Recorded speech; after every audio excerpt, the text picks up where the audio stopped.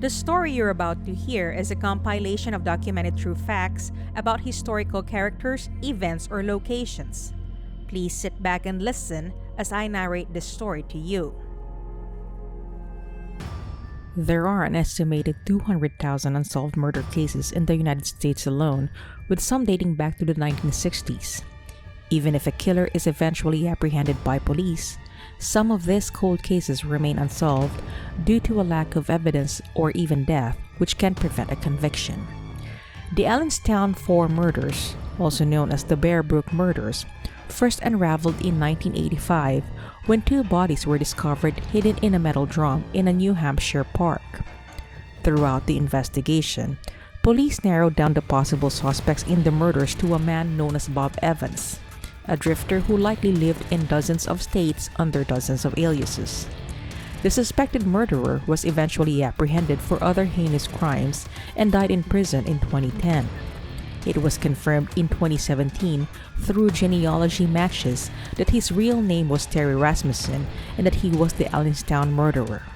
3 of the 4 bodies were identified in 2019, but the 4th victim remains unidentified. This is the Allenstown's 4 story. A hunter discovered a tipped-over 55-gallon drum and trash near Bear Brook State Park in Allenstown near New Hampshire on November 10, 1985. He discovered the remains of an adult woman, aged 23 to 33, and a young girl, aged 5 to 11, wrapped in plastic inside the drum. The hunter had been stalking deer on a property near Bear Brook State Park in New Hampshire. A trailer park is nearby, but police were unable to locate anyone who could provide information about the barrels. The New Hampshire State Police investigated missing persons cases from the 1970s and 1980s right away, but were unable to identify the bodies. When the New Hampshire State Police suspected 2 missing people named Grace Reap and her 5-year-old daughter Gracie as the unidentified bodies found a year later, they thought the case was finally solved. However, dental records proved that the unidentified remains found in the 55-gallon drum were not those of Grace or her daughter Gracie Reap. Hundreds of leads were received by New Hampshire State Police over the years, and composite sketches of the victims were distributed throughout the Northeast and Quebec, Canada. Several people in Allenstown said the unidentified adult woman looked like someone who had left town with several children a few years before, but this proved to be a dead end when the woman was discovered alive in Arizona with the children. New Hampshire State Police received another tip about a missing mother and daughter from a Maine Indian reservation. The descriptions and time of their disappearance seemed to match perfectly, but the mother and daughter were soon found alive in another town in Maine. Without any solid leads, investigators began searching several New Hampshire elementary schools and almost every medical record of missing people from Cape Cod, New Hampshire to California. Their efforts were ultimately futile.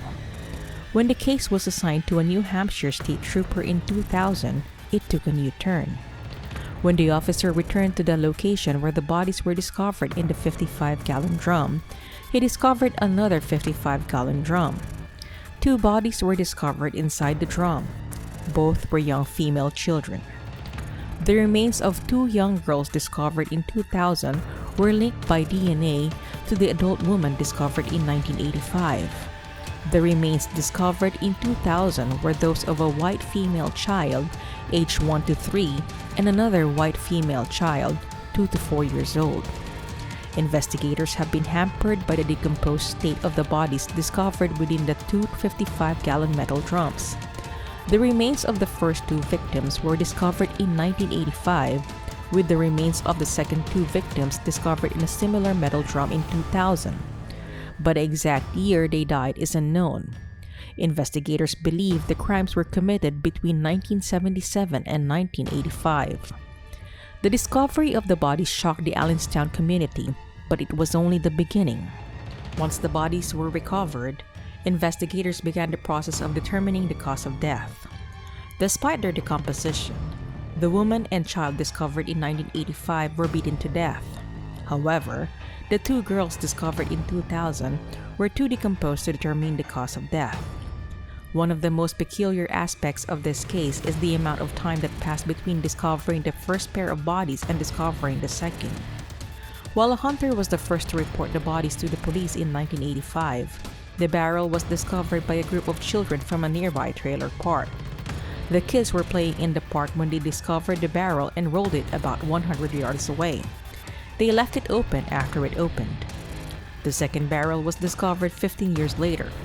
Police stated that it was most likely outside the perimeter of the original crime scene, which explains why it took so long to find.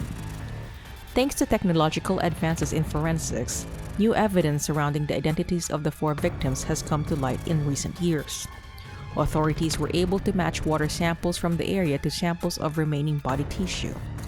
The bodies contained the same chemicals found in the environment around Allenstown, New Hampshire, where they were discovered, leading authorities to believe they had been living in the area for at least 3 months before being murdered. The investigation stalled in new leads. Investigators continued to update victim sketches with evidence discovered using new technology. Previously, sketches only showed basic features. The new sketches show far more detail. These new depictions include important details such as the victim's teeth and hairstyles.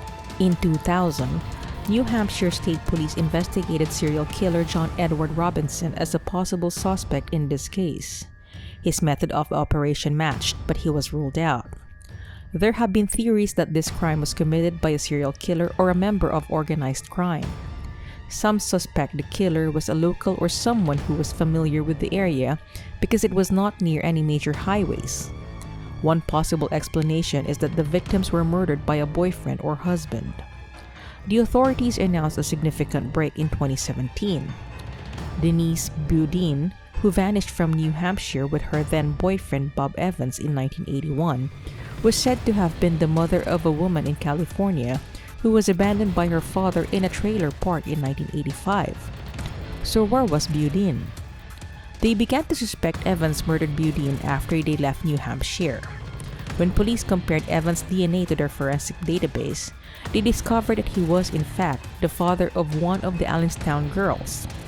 Evans had previously been convicted in 2002 for the murder of another woman, Eunsoon in California. In 2010, he died in prison. Bob Evans lived as a drifter doing odd jobs after moving to California from New Hampshire in 1981 and, according to authorities, murdering his girlfriend Denise Beaudin along the way.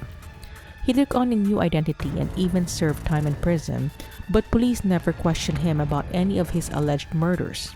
Then, in 2002, Bob Evans murdered Eunsoon, and when DNA evidence led authorities back to Evans in 2016, they pieced together that he was most likely involved in the 4 Allenstown killings.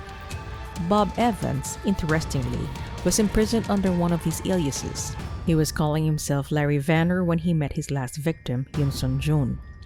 June and Vanner were unofficially married in 2001, but by May 2002, one of June's friends had not seen or heard from her in 4 months and suspected Vanner had done something. Vanner's home was eventually searched by police after a friend filed a missing persons report. Officers discovered June's mummified remains beneath a large mound of cat litter in a crawl space. During his life, suspect killer Bob Evans used a variety of aliases, including Curtis Kimball, Gordon Jensen, and Larry Vanner. As a result, he was dubbed the Chameleon Killer. DNA tests revealed in 2013 that the middle child was not biologically related to any of the other children. The murders were thought to have been committed by a man named Robert Evans, and DNA matches finally revealed who he really was: Terrence Peder Rasmussen. He was born in Denver in 1945, and after being discharged from the Navy, lived in Arizona and California with his wife and 4 children until their divorce in 1974. One of his sons from that marriage eventually provided a DNA sample that led to Rasmussen's identification as the Allenstown's murderer. Marlyse Honeychurch and her daughters, Maria Vaughn and Sarah McWaters, were identified as the adult and 2 of the children on June 6, 2019. The family vanished in November 1978, allegedly following an argument between Marlyse and her mother. They allegedly left with Marlyse's boyfriend, Rasmussen. The identity of the middle child and her unknown mother is still being sought by investigators. According to new genealogical research, she may have relatives in Pearl City County, Louisiana. The fourth body, believed to be between 2 and 4 years old, is Rasmussen's biological daughter. According to investigators, the girl was primarily Caucasian with minor Asian, Black, and American Indian ancestry. Authorities claim she had a slight overbite that was visible. An analysis of her bones indicates that she may have had anemia during her life, but this cannot be confirmed. She is not thought to be from New Hampshire, but rather from Texas, Arizona, California, or Oregon.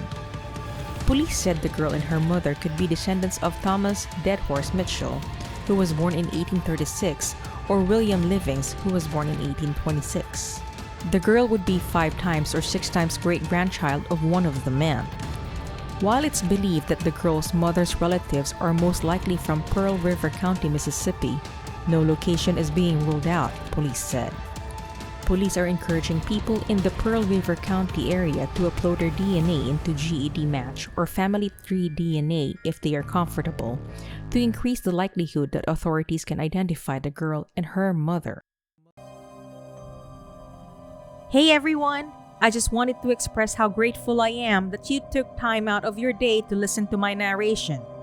This is Nikki of Twysted Mind, and I'd like to wish you a wonderful rest of your day. Salamat!